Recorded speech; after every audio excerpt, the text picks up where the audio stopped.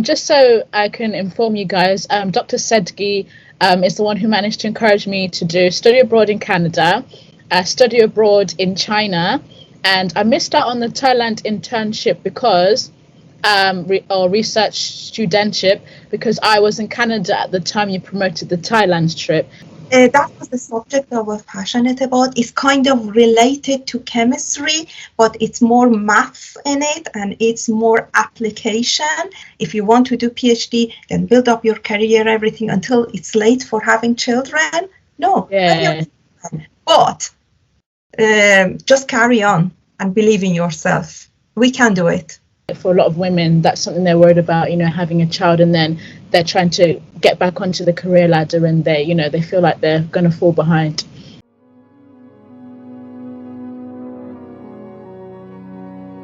Hello everyone, welcome back to my YouTube channel. Thank you so much for stopping by. In today's video, I have the amazing Dr. Sedgi, who happens to be my chemistry lecturer at the University of Liverpool. I'm so excited because she agreed to be on my channel today, and she allowed me to quiz her on this channel today on my STEM Talks video. So I'm really excited that she accepted, and I'm ready to ask her my first question. So my first question is to you, Dr. Sedgi, is can you give us a brief introduction of who you are and what you do? Hello, Yam, and hello, everyone. Thanks very much for inviting me. I'm very pleased and excited as well to be part of your YouTube channel. Well, my name is Geeta, and I'm a senior lecturer in the Department of Chemistry at the University of Liverpool.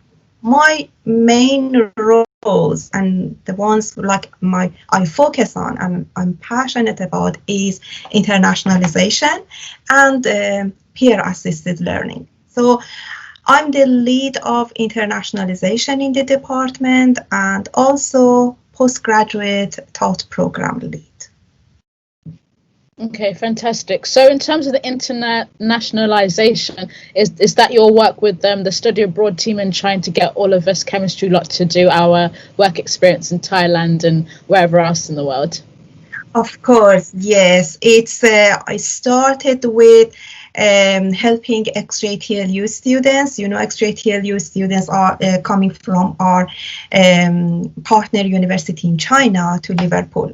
And then seeing them and going back to my experience of being international students once in my life myself, I thought I need to help these students. So I started with securing some funding from Higher Education Academy, running some project, doing research, coming with some strategies and activities to enhance their experience in our department. That's what I did, and that's how I became the XJTLU Link tutor.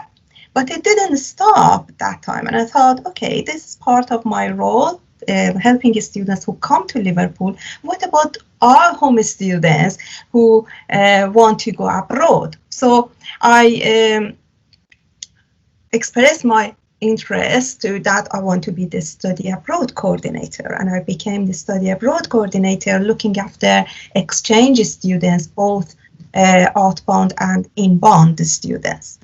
But it didn't stop in there because saying not everyone is like you, Yam, like keen to go abroad and leaving their comfort zone. So I thought, okay, this is a challenge for some students, home students, to go and study in one of the universities in the world. So let's come up with more inclusive opportunity for students, give the opportunity to everyone to go abroad, and that's how I came up with the research internship module, which is more inclusive. Yeah, just so I can inform you guys, Dr. Sedgi is the one who managed to encourage me to do study abroad in Canada, study abroad in China, and I missed out on the Thailand internship because or research studentship because I was in Canada at the time you promoted the Thailand trip. So otherwise I would have done all three. But yeah, because of Dr. Sedgi, I was able to go to Canada and China. And if I wasn't in Canada, I would have also done the trip to Thailand as well. So yeah, so she's the one who's responsible for that in the chemistry department.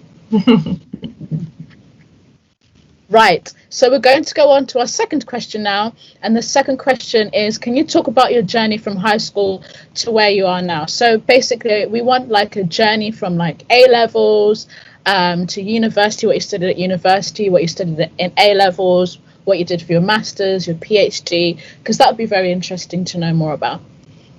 Yeah, I studied physics and mathematics in secondary school, and then that was an, as you know, you can imagine now I teach math and physical chemistry. That didn't change, it stayed my focus, my expertise, and then I studied chemical engineering. And I got my BSc, bachelor's in chemical engineering. However, due to migrating to another country, and then I became a full-time mom after working 5 years in a big consulting engineering company. Success, I became a full-time mom because my husband was a student here, and then I ended up with a large gap, so many years in my studies. But I'm kind of glad it did, because what I do today, it's because I put my experiences as an international student, as a mature student, as a female, as a woman of color, and as someone like you came back to study and work after so many gap years into practice. And that's why now I'm trying to bringing up and creating inclusive teaching and learning environment for students. So after becoming a full-time mom, I started working here in another company, Consultancy, and what I thought by myself after probably 10 years, no, I want to do a PhD. That's my passion, that's my dream. And I started my PhD very late. You can imagine, probably at the age I was 40-year-old. First year was challenging, very challenging. I think in the same research group, everything is studied for the students' mind. They're fresh, they just did masters. But after a year, it just I progressed and everything became better. I had my paper published in Nature.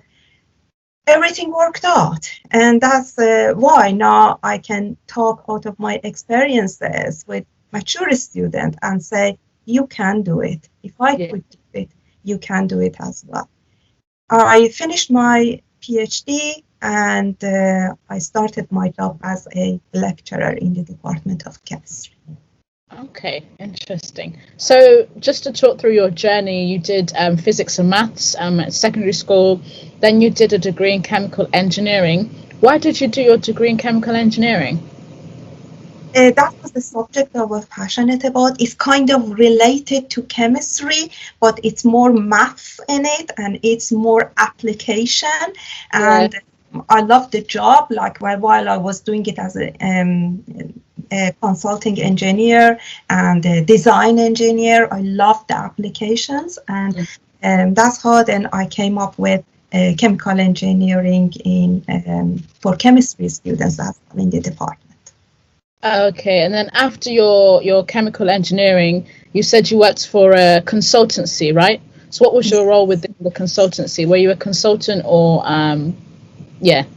It was design, but mostly it was reviewing the design coming from other companies and other countries and specialists in water and wastewater treatment plants. Okay, so you've gone from physics and maths to chemical engineering to working in a consultancy, and then now you have your gap where you have your children, you settled down now, and then you decide to do your PhD after, settling down and having children. That's quite interesting, because obviously I'm looking to pursue my career. Having a child is the last thing I want, because I'm worried about that sort of career gap, and having to, once I have children, taking years out, and then having to jump back into the career ladder after taking such a long time. So, like, what advice would you give for anyone who, you know, is worried about that? Especially me, there's no way I'm having children anytime soon.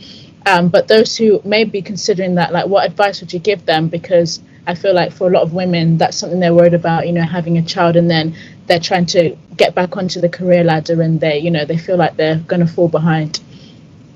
I don't think this should stop women having children.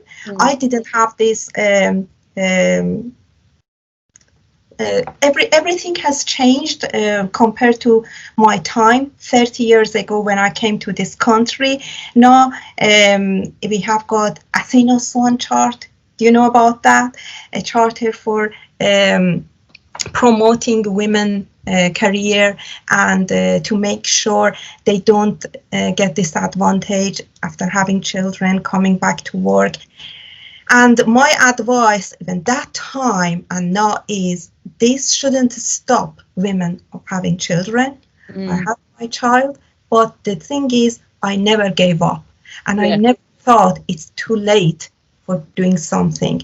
I wanted to do my PhD in chemical engineering, but it wasn't possible at the time because I had to stay in here because of my child going to school again here, my husband working here. So I had to do my PhD at the University of Liverpool. Didn't have chemical engineering, but I thought, why not chemistry? Chemistry is not going only organic chemistry. I can do physical chemistry. I did my PhD in molecular electronics.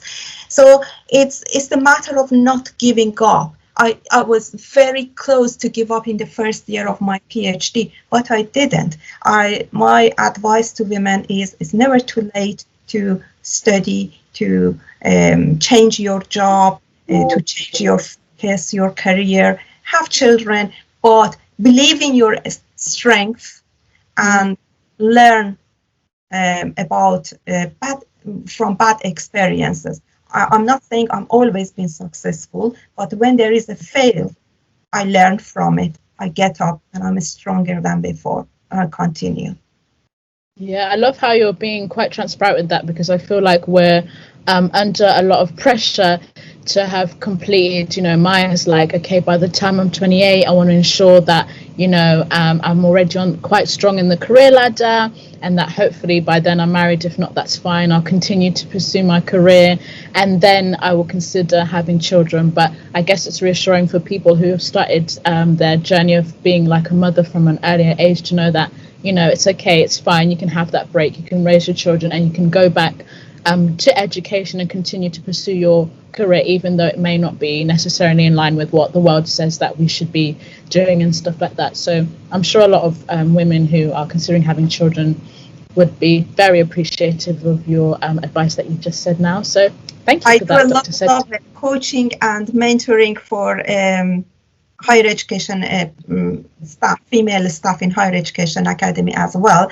And in fact, one of my colleagues went with my advice and had her children. Now she's doing a PhD, successful. I always say that if you want to do PhD, then build up your career, everything until it's late for having children. No, but just carry on and believe in yourself. We can do it. Fantastic. So the third question is, did you always see yourself as a lecturer? But I'm going to go back a little bit, actually, because you talked about, did you do accountancy after your PhD? Am I right? You did accountancy? No, before PhD, I did accountancy, yes. So because it was like a big gap between my degree and when I started to go back to work. In a new country, everything, and then I started with accountancy. Then I thought, no, I'm not satisfied. I want to go back to my area of expertise, and then I did my PhD in chemistry. Oh, so what inspired you to become a lecturer then? That's a very interesting question, because I never saw myself as a lecturer until I started my PhD. Yes. But when I was doing my PhD, you know, PhD demonstrators, they help undergraduate students. I started helping the students as kind of like part of duty of PhD. And then every year I became more and more interested in teaching and demonstrating. And finally, when I was in my final year of PhD, it became my passion. So it was when this teaching and scholarship lectureship came up, I was kind of, what do I do? Do I give up my research? I had my Nature paper. I love research, but do I give up? But I loved and I was passionate at that time, so much passionate about teaching that I gave up research in chemistry and I became a lecturer in teaching and a scholarship. And when I mean a scholarship, I mean I do educational research. Okay, interesting. So what is the process from doing a PhD to becoming a lecturer? What does that process involve? Do you have to do any exams, any tests? Like, how do you go from a PhD to becoming a lecturer? You can apply, it depends on, there are two types of lectureship, is teaching and research, which means research in chemistry. To do that, you need to have some experience, publications, getting research fellowship, and then apply for lectureship. For my job, it's we need to, PhD is enough. You can apply after your PhD for teaching and scholarship and a lecturer. However, these days it's very popular, this role. So you need to do some kind of course training as well. For example, I've got my master's in teaching and learning in higher education. Oh, okay, interesting. So you did that after your PhD, the master's in. I did it during my job, but nowadays usually people who apply, they've already done that. Our PhD students have the opportunity to apply for these courses to become associate fellow of Higher Education Academy. And many of our PhD students in the Department of Chemistry, every year they achieve this fellowship, which helps them to become a lecturer. Do you have to have a PhD or can you go straight from a master's? Depends on the department. There are some departments at the university, our university, they don't have a PhD, but for chemistry, yes, you do have to do PhD. Interesting. Well, it's very interesting just thinking about your career journey and basically how we're going to be changing careers basically throughout our lifetime. So you started off working at the consultancy, then you did accounting, and then now you're working as a lecturer and other job titles associated with the university. So it's quite interesting to see how we will, throughout the course of our lives, we're going to be having multiple careers, should I say, and that, you know, because it's quite frustrating for us youngsters, because it's like, okay, so what career am I going to go into? But it's quite clear, speaking to you, that the career that you think you're going to go into for life, it may change, you may do something completely different, and that over time that you're going to find something that you absolutely love, and that through, you know, trial and error, you did your accountancy, you realize you didn't really like it. Through exploring different career avenues, you're going to find the one that you like. It may not be the one that you start with. So that's, you know, something that I've picked up on as you've been speaking. So again, thank you for that. So now, question number 4, which is, what do you enjoy about your job and what don't you enjoy? It's a fulfilling job. Fulfilling job, working with the students every year, which we didn't have this opportunity this year to attend graduation ceremony.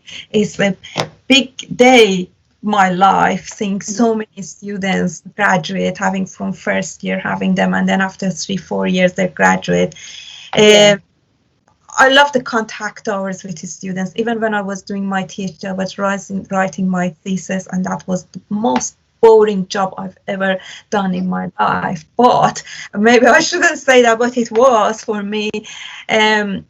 What cheered me up was, as a PhD demonstrator, I went to the workshops, to the labs. I had my contact hours with the students. I talk to them, I help them. And I went back to my research lab as a PhD, like more energetic and fresh. So I still love that. It's physically, I'm not saying physically I get tired when I have like 9 to 5 teaching, and you know me that I move with you from this workshop to another workshop, lecture, etc.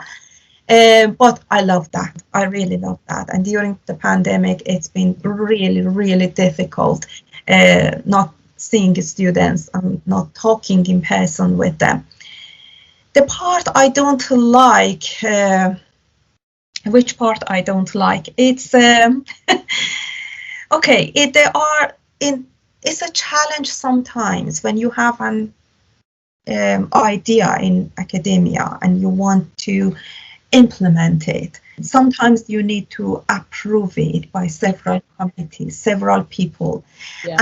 And I've been very lucky, or I've been good in influencing people, because whatever I want to do, my vision is bringing up an inclusive teaching and a learning environment for students. So most of the time I can convince people with ideas, I implement them, been successful. But sometimes, no, I can't do that. They're not approved. Is quite frustrating. But again, I think it's not a bad thing after all, because I learn from that failure. It makes me reflect, what should I have done better? What should I do to get it through? And and that's how it should be. We should accept that sometimes, because this idea is not practical, and then and then I come up with another idea or change it, use the feedback and feed forward feedback and get it. So I'm not saying that's the part of the job I don't like. That's the part is frustrating, but it depends on how you want them to make the most of that situation. There have been some unsuccessful proposals I've had that they resulted in very successful proposals in the end. So yeah, it's challenging, but so learning from those setbacks, basically. So what didn't get approved, you learn from that, and then you think, right, okay, we go again, but this time I'm coming twice as hard and I'm going to get it. At the time it's frustrating, but at the end it's worth it. Right. I've got another question for you. What do you do outside of work? Because listen, guys, Dr. Sedgi, she's on job. If you send her an email at 11 p.m., she's going to reply you at 11. So this woman is connected with her job. If you need an answer on that day, because some lecturers will reply you in weeks, or they may never reply you, I promise you, Dr. Sedgi will reply your email within 5 minutes. So I would like to know, what do you do to switch off from work, and what interests and hobbies do you have outside of your work? Well, that's very interesting, because some people say, and it may be right, it's just my life is taking over with my career, with my job. This is kind of true, but my answer to these people is that because I'm so lucky that I enjoy my job. So I don't see answering students' emails like late night or wherever I'm ready as a chore, as a duty. It's like something like I enjoy from. That's my choice. I can certainly, and I think students are okay with that, say, okay, I answer to emails 9 to 5. I don't do it during weekend, but that's my choice, and that's something I enjoy from. What do I do outside working hours, which very, very difficult to distinguish between working and non-working hours during pandemic, is spending time with my family. I used to go to the gym a lot. I don't anymore because I've got a little dog, and he's a 4-year-old. Since I've got him, my gym has been replaced by walking him. So my hobby basically, and what like break time, especially during pandemic, and helped me to get through was my dog. Yes. So long walks, going out, nature, and me, my husband, and my dog. Yeah. And yeah, so that's my hobby, watching a nice movie, relaxing, having a drink. Yeah, Yeah. that's my hobby. Do you like going out to eat? Do you like, wine tasting? I don't know. Do you like going to concerts? A lot, yeah. Yes, I do. I love food. I love drink. And if you see like PhD students, like yes, visiting the AJ hub on Friday afternoons when we have finished a long week. Yes, um, they are my favorite. I love that. Yes, haven't been out for a while because of COVID-19, but hopefully I'll start again. So you're definitely a fan of the after work drinks then Definitely Friday afternoon. at the AJ. Favorite at the AJ because students are there, staff are there. It's like, yes, it's social time with people who I work. Lovely. So I've got two last questions. So the second to last is, where do you see yourself in 5 years? Still in academia, Okay. still teaching. I did so many things, different things in my life, as I noted a couple of them. But now, from now on, I'm not going to change that. It's teaching. That's what I'm passionate about. That satisfies me, everything. It's, but I'm not going to stop now, just like it's, no, I finished with that. I will make sure I progress. I will get, it doesn't have necessarily to be career promotion to become a professor. No, I don't mean that. Anything achievement in my career, that would do for me. Last year, I was honored to become a national teaching fellow. That was one of the, well, one of the, well, the biggest achievement in my career because it's very competitive. And so I'm recognized now as a national teaching fellow in the UK. So, but I'm not going to stop in here. That wasn't only an award for me. It meant everything to me because it was proved that my contribution to students' experience and performance has been recognized nationally. Wow. So I will continue to make a positive contribution to student experience and being recognized. That's my intention.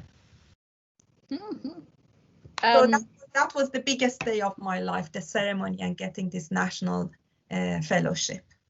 Lovely. That leads us nicely on to the next question, which was basically what you've just answered now. It says, what are your greatest accomplishments? And the what you've just mentioned now answers that question. But are there any other accomplishments that you would like to mention that you're proud of? I have two main focus. It's peer-assisted learning and internationalization. I have quite a lot of ideas, especially about internationalization. I have come up with so many strategies, activities, they have worked, but this is ongoing work. I cannot say I have solved the issue of integration between home and international students. I am not saying that it's finished. I have provided every opportunity for students to go abroad. No, I'm going to continue this work and focus on that. Well, fantastic. Thank you, Dr. Sedghi, because that is all of the questions for this interview. And I just wanted to say thank you again for agreeing to be a guest on my channel. You've given us some insightful views and insightful opinions that we can take on. So yeah, thank you guys for watching this video. This interview has ended. This is my chemistry lecturer called Dr. Sedghi. If you'd like me to do more videos like this, make sure you like, subscribe, share, and comment, and I'll be back with another video. Bye. Bye-bye.